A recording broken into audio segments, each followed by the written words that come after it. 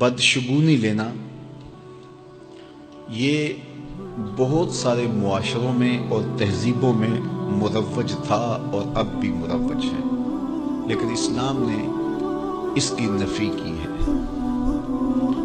بدشگونی کیا ہے؟ کسی دن کو، کسی جگہ کو، کسی شخص کو منحوس خیال کرنا۔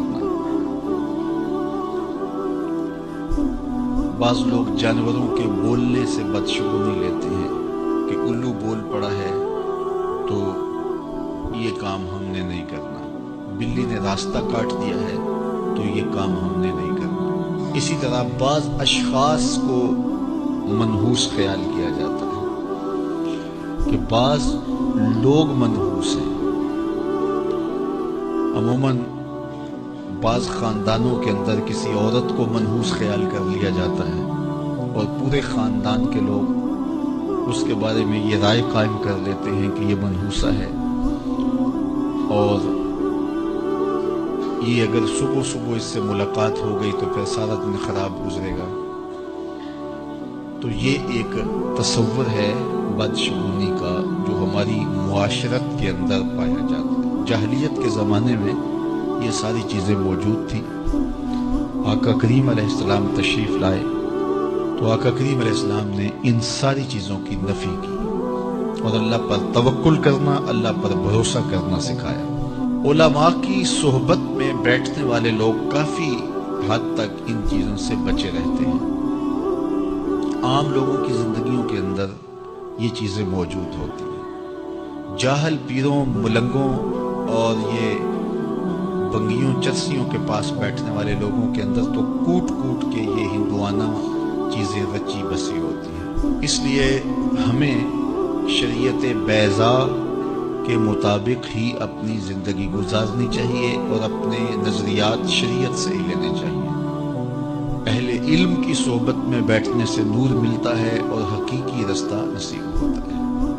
تو کسی کو منحوس قرار دے دینا یہ ہماری اپنی اختراع ہوتی ہے، ہمارا اپنا وسوسہ باطن ہوتا ہے۔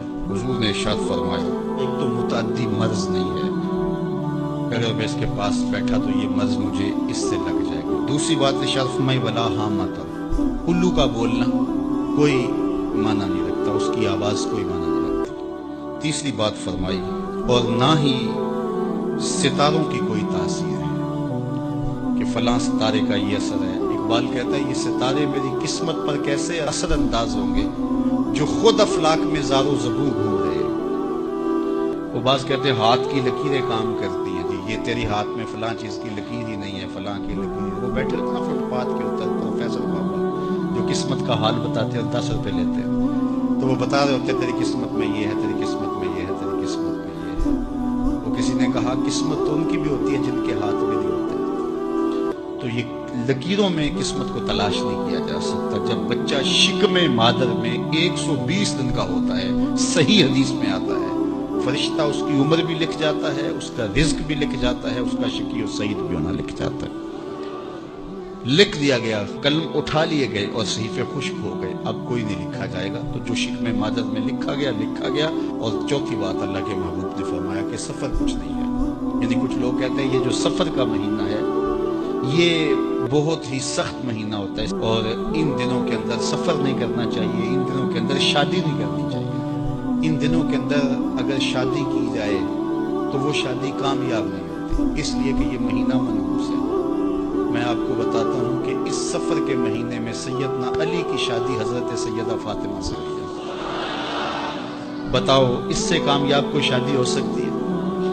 کوئی کہتے ہیں جی اس مہینے میں اگر شادی ہو تو اولاد نہیں ہوتی۔ حضرت علی اور سیدہ فاطمہ کی شادی ہوئی ہے، حسن اور حسین پیدا ہوئے ہیں، ایسے کوئی بیٹے تو لاؤ زمانے میں۔ حضرت زینب رضی اللہ تعالی عنہا اور حضور کی شادی ماہ صفر المظفر میں ہوئی ہے۔ اس لیے ہمارے علماء اس کو خالی سفر کا مہینہ بولنے کی بجائے سفر الخیر یا سفر المظفر کے نام سے پکارتے ہیں، یعنی کامیابی کا مہینہ، خیر کا مہینہ۔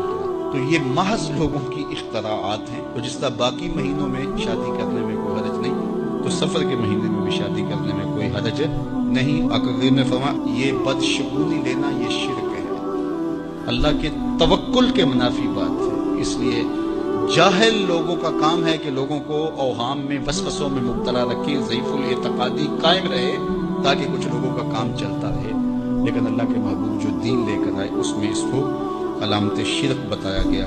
یہ جو بدشگونی ہے یہ فرمایا تمہارے اندر کا وسوسہ ہے، اور جب کوئی بندہ اندر سے ضعیف الاعتقاد ہوتا ہے تو پھر یہ چیزیں اسے پیش آتی رہتی ہیں، اس کو یہ سمجھتا ہے ہاں اسی وجہ سے ہو رہا ہے۔ تو یہ چیزیں انسان کی زندگی پر بہت زیادہ اثر انداز ہو۔ اللہ مجھے آپ کو